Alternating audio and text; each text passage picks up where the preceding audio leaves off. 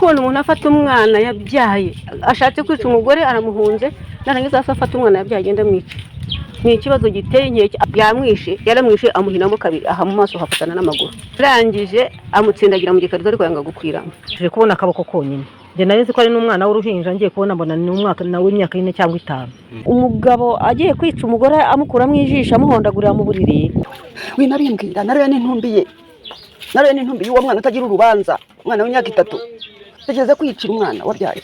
Ejo twari turimo tuvuga ngo tumubonye ahubwo aya mabuye yose yamushiriraho.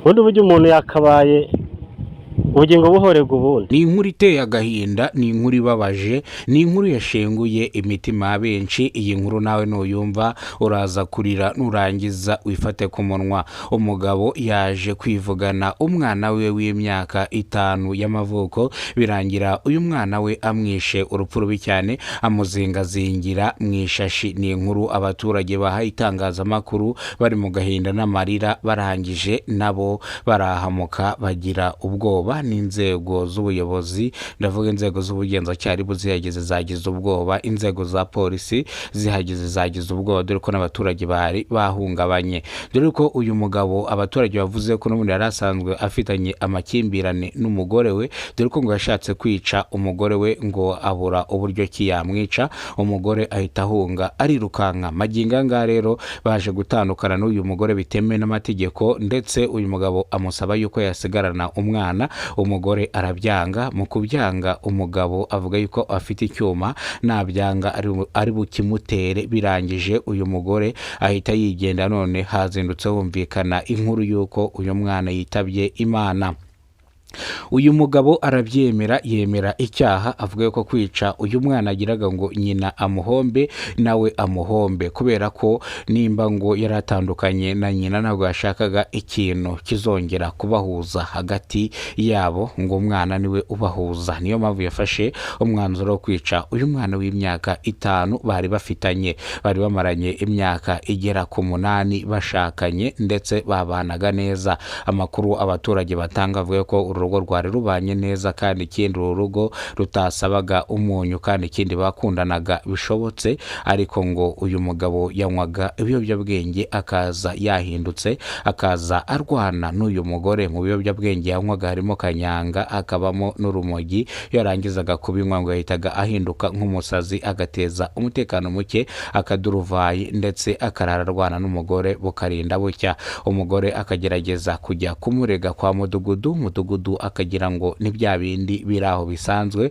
Gusa umugore aza kongera kujyana ikirego avuga ko umugabo we yavuze ko azamwica. Ubuyobozi bujyayo bubaza uyu mugabo avuga yuko atakwigera kuri ikosa ryo kwica umugore we, cyangwa atakwigera ababaza umugore we kubera ko aramukunda. Aya magambo yavugaga ari uko arangije cyangwa urumogi rwamushijemo, yamara kunywa urumogi itaga atyaza umupanga, akavuga yuko azabivugana umugore we azamwica akica n'umwana we. None birangiye uyu munsi yishe umwana we, amwica urupfu rubi cyane, urupfu rwashenguye imitima ya benshi. Uyu mwana bamwishe ku itariki 18 z'ukwezi kwa 6 2026 nibwo uyu mwana yaje kwicwa na se.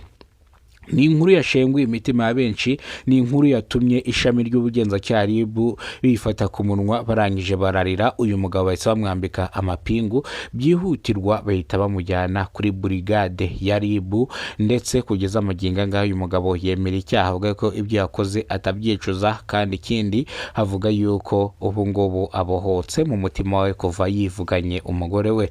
Ibi ngibi byatumye ishami ry'ubugenzacyaha ritekereza kabiri. Uyu mugabo ahita akatirwa igifungo cya burundu kitagabanyirizwa ibihano, kubera ko yemeye icyaha ntiyanagisabira imbabazi. Bityo rero icyaha yakoze yanishwe igifungo cya burundu iyo wishe umuntu ku bushake. Iyo mwishe ari impanuka n'imyaka 25, ariko iyo mwishe ku bushake wabigambiriye bagukatira igifungo cya burundu kitagabanyirizwa ibihano. Ngayo nguko rero iyi nkuru nibwo itugezeho. None aha ngaha turavuga ati nk'abanyarwanda banyarwanda mureke iyi nkuru tuyibahereze muyumve. Ni inkuru yashenguye imitima ya benshi, ni inkuru yahamuye abanyarwanda benshi cyane. Ngira ngo iyi nkuru natwe nk'abanyamakuru tugisesengura twarize turangije twifata ku munwa. Niyo mpamvu nanjye nshatse kubumvisha iyi nkuru ngo mwumve ukuntu byifashe, namwe mugire icyo mwongeraho.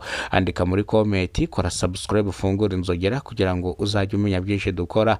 Banyita Kidasamura urw'inkorogoto bakora rugakonkoma. Iyi dukoreraho ni televiziyo yitwa Kidasamura TV Rwanda, kandi ikindi kora subscribe uzajye umenya byinshi dukora umunsi ku munsi, amakuru atandukanye, ibiganiro bigezweho ndetse n'amakuru y'imyidagaduro. Turabakunda cyane, Imana ibarinde, ibahereze umugisha, ubuzima buzira umuze. Nimba wabwiriwe, Imana iraza kuguha ibyo kurya.